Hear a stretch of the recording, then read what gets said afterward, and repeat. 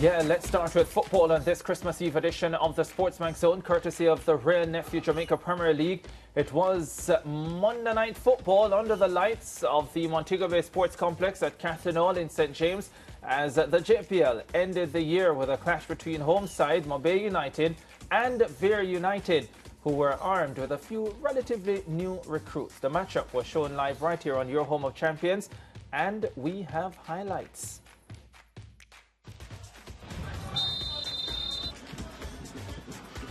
Full-time highlights. Brian Brown getting that shot off, forcing a save from Michael Harrison in goal. That's the first half.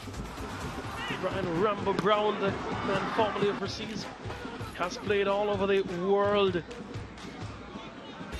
Got that shot off. Demarion Harris, he too had a shot from distance. This one was really interesting. Devon Turner in the first half, forcing Michael Harrison into action, but it was over the top. More action. Owen Gordon down the line, getting this one in the path of Shanil Thomas. He should have done better with that one. Body positioning poor. But here's where the change occurred. Lovely ball over the top, the high line being the undoing of Vere, and Brian Brown punishing them. Had some questionable calls for offside earlier, Brian Brown, and he finally getting the flag, keeping the flag down for his 7th of the campaign. Bang on target from the left boot of Brian Brown. She loved that.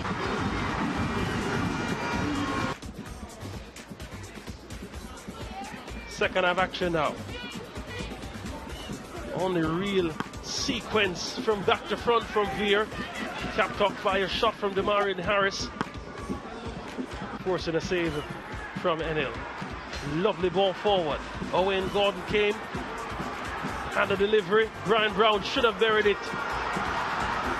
Could have made his goal tally 8.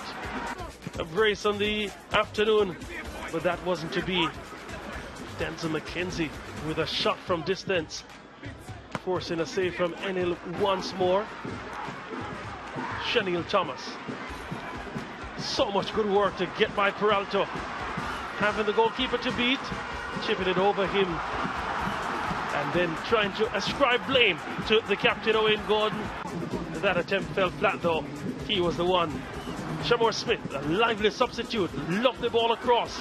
Good work from Shanil Thomas, but better work from the man of the match, Demario Phillips. Oh yes. Oh yes, he loved that one. And he certainly made it safe for Montego Bay, nestling into the back of the net. Shamor Smith did so much good on the night since coming on in as the replacement to Jordan Fletcher. Yeah, that like the play was Smith. Disgruntled player, Shakur Adair, and that was the final whistle. Andre Farquharson seen it off. Yeah, dominant 2-0 victory for Montego Bay United over Vere United. Let's now hear from the Montego Bay head coach, Rodolfo Zapata. But first, the thoughts of Vere United's Lenworth Teacher Hyde. Well, we have youth on our side, and we have players that are dedicated and committed. And this is the first game, and not everyone is in yet, but it's doing well, and we're looking forward to the January transfer window when we'll have all the players in. Today was not our best performance so far, but the most important is we won 3 points to keep fighting for the top of the league. And in terms of your front four, I think when we look at it, we think there's much more that could come from these players if they are a bit more cohesive in terms of playing together. A lot of times your team break, but it's more individualistic than collective at times. Well, you are the analyst, but it's not easy. It's not easy. We have several tactical systems that we work, and if you pay attention, you can see in a 90-minute game different tactical systems. The most important is that my players respond positive in a tough game, and we are fighting for the top of the league, which is my goal. Yeah, that's the Montego Bay United head coach, and of course before that the technical director of Vere United, Craig Butler, alongside the head coach, Lenworth Teacher Hyde.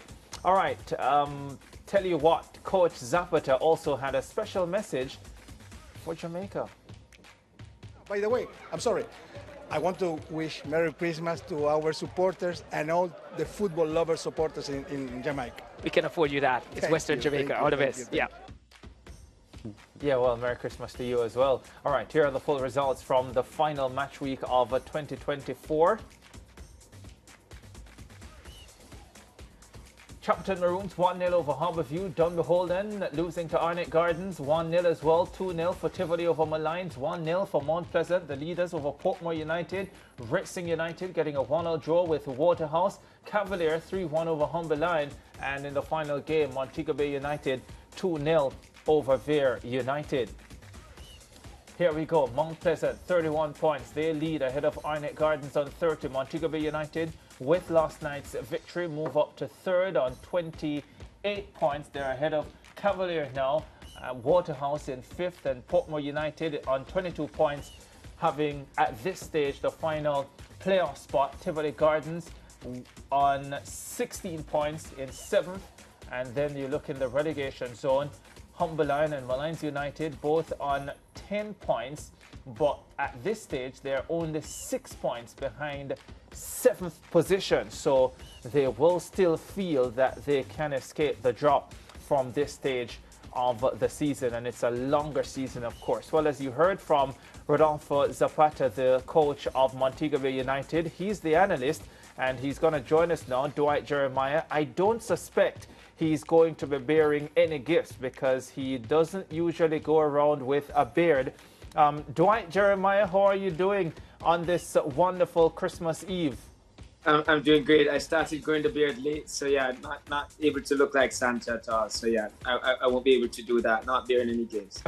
Not this year at least. You work on it and you might get there for next year. But yes, Dwight, you are the analyst. So take us through that game last night. Watching on, I felt like it was a dominant performance from Montego Bay United and that it could even have been more than 2-0 the final score. How did you see it? Pretty much the same, and I think we didn't see it in his interview, but Zapata did say, you know, he concurred with me that on a different night it could be 5, 6, or 7. I mean, at some of the calls, the offside, you know, the fans were a little bit angered by it, thinking that they weren't offside, and I did get 1 or 2 played back by the producer on the night, and it really, if he was, it was by ear, and yes, you can score by ear, but that must be eagle-eyed from the second assistant who made some of those calls. But it was almost a bit naive to play such a high line, if not in the first half, definitely the second. Although they didn't concede from it, but should have, because Montego Bay really had about 3 opportunities that they really squandered. Chanel Thomas and even the man himself, Brian Brown, almost from about 6 yards out with the goal gaping, waiting for him to just slot home. And certainly should have done much better. But yeah, in front of goal, Montego Bay weren't as good as we've seen them. But yeah, it was a dominant performance from them. I think with 5 minutes to go in the first half, Vere had only had 1 touch as a team in Montego Bay's 18-yard box. So that just tells the story of how blunt they were up front and really a bit naive to play such a high line. Yeah, it does look like an improved surface at the Montego Bay Sports Complex at Cathinall from some months ago, but sometimes it can look a lot better on television or from far away. What did you make of the quality of the surface? Because for a second, that last chance that I think Brian Brown got, it appeared to me like maybe he got a bad bounce or something like that. But maybe from where I am sitting, I am not in the best position to make that determination. I think if you look at it closely again, he sort of looked up where he wanted to place it just at the point he was going to make contact. Just took his eye off it. So it could have been compounded with a little, a slight bounce, but I think his technique contributed to him missing that chance. But much improved surface for sure, and holding up well with water as well. We saw it taking a pounding in a Champions Cup, a schoolboy football, and really held up. Really impressed with the drainage system and the way it has come on from where it was in recent times. So yeah, I wouldn't blame the surface too much on that missed chance.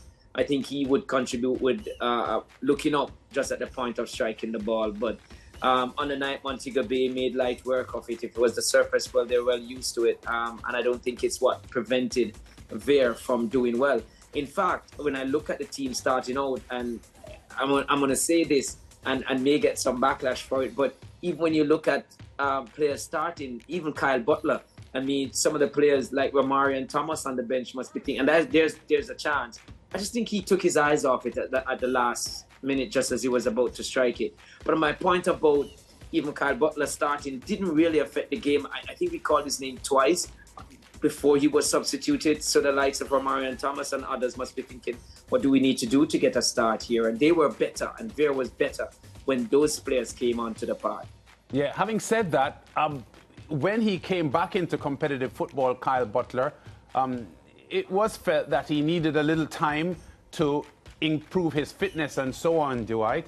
But that's several weeks now. Have you seen any upgrade in his conditioning for the game? No, but last night really didn't suggest that any at all. He was just a peripheral figure and really was a passenger on that team before he was substituted. So I don't know, fitness might be coming on, but it's definitely not at the level where he can impact the team in a positive way at the moment. And sometimes what you may have to do, yes, playing time is important, but just to take some time and get yourself fully in shape and then come back and see if you can make a proper impact. Yeah, I want to press you a little bit more on some of those young, talented players in the Vere roster, on the squad list. But a quick comment on Vere, because a lot of eyes have been on them since Craig Butler took over that franchise, and they've won just one of their last 8 games, I think, 11th in the table at the moment. What is your overall assessment of Vere's performance in the Premier League at the moment? Well, starting out, I think it was much of the same what we've seen from Vere. Not really the type of team that you think is going to break into that top 6 or get into the semi-finals. I think last night was a bit better than what we've seen from them this season with the youngsters coming in. Despite, like I said, they employed a high line, which I think is something, maybe it's the first time they're going to have to work at it, or maybe dish it, because it really, against experience and speedy players, and I said a better Montego Bay United, it could have been worse. But I think the tempo at which they played, and Peralta wasn't bad too, and like I said, Romarian Thomas, when he came on, was quite decent as well. And for much of the first half, I think Montego Bay got behind them because of that high line. But in terms of the middle of the park, they were really cancelling each other out a lot of times and just not combining enough. That's one moment in which we had a runner coming from deep and combination. But we saw that when they came forward, didn't show a lot of creativity or imagination and was just shooting from distance. Mackenzie also shooting from almost halfway at half line.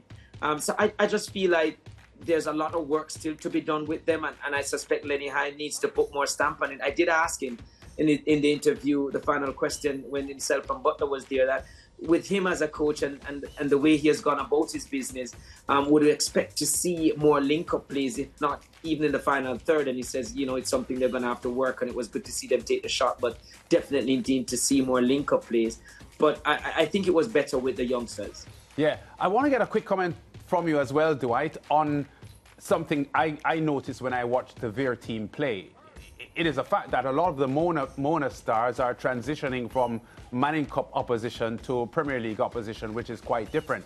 But I do detect an air of confidence and willingness to express themselves. These youngsters dribbling one-on-one with big, strong men, taking them on and having no fear at all, which is a good sign because they are very skillful players, many of them, and they are expressing themselves. I wonder sometimes, though, if they aren't making a mental adjustment that these aren't St. George's College opponents or Calabar opponents, but Premier League players, so maybe they have to be a little bit more respectful. I think, Lance, and I said it in commentary last night, there's a saying that there's a very thin line between confidence and arrogance. And sometimes they just, you know, probably edge it, go over, toe it a bit. But it's good.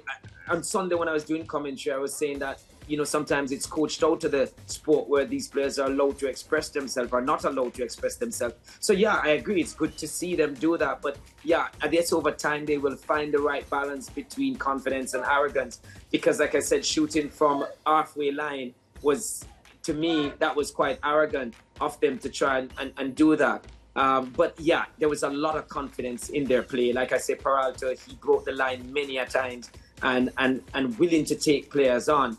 And even against, we saw Malines Devontae Davis on Sunday, who was quite good in that game. So it's good to see the youngsters coming up and showing that confidence. Yeah, and quickly moving on to the Mobe setup, because I think Zapata, the head coach there, doing a solid job with them so far. I know that your commentary panel had Demario Phillips as the player of the match yesterday, scored a wonderful goal set up by Janelle Thomas. But, you know, he is coming from Portmore. He also spent some time at Mount Pleasant and Dunbeholden. A really high-quality player, was on the fringe of national or international football a couple of seasons ago. How good was he last night, and how good is he overall? I think it was quite good last night. From his very first pass, I really liked it because I saw him earlier in the season at Jacksall, and I just felt he played a lot of sideways passes that day and was playing backwards a lot. But from the opening whistle, his first pass, maybe attributed to because of the high line played by Vere. But, you know, I dispelled that was the reason for it. Only I think it was about his attitude towards the play. And when I interviewed him at the Man of the Match interview, he was very positive and saying this is how he wants to play. This is how his game should be in terms of being very positive. There was a lot of vertical passes from him, and he only went sideways or back when he didn't see that vertical pass going forward to break lines. So I really liked it. And then his work rate was quite good in attack and in defense too, shielding the back line at times, and even initiating the press when Montego Bay United decided that they were going to go with pretty much a half press. Then he broke out from midfield, ran past the front three and initiated the press and got the other teammates behind him to close down players and turn the ball over. So I think it was a complete performance from him. And when I was doing the analysis for Man of the Match, just as I called his name as one who was high in it, then he turned up and scored the goal and just tipped it off for me. But yeah, it was a good performance from Phillips. Okay, well, Dwight, we're going to leave it there. Thanks for talking to us, enjoying the commentary during the Jamaica Premier League. And we know there's still a lot of football to play. We're talking about Vere struggling, but they're only 9 points off a playoff spot, which at this stage of the competition isn't an irretrievable position for them.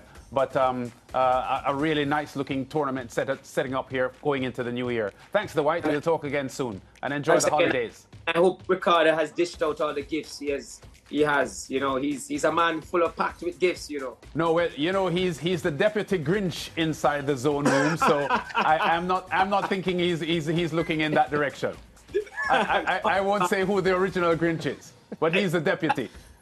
You'll have to tell me off here, lads. We'll be back with more on the SportsMax Zone after this. All right, then, thanks. All the best.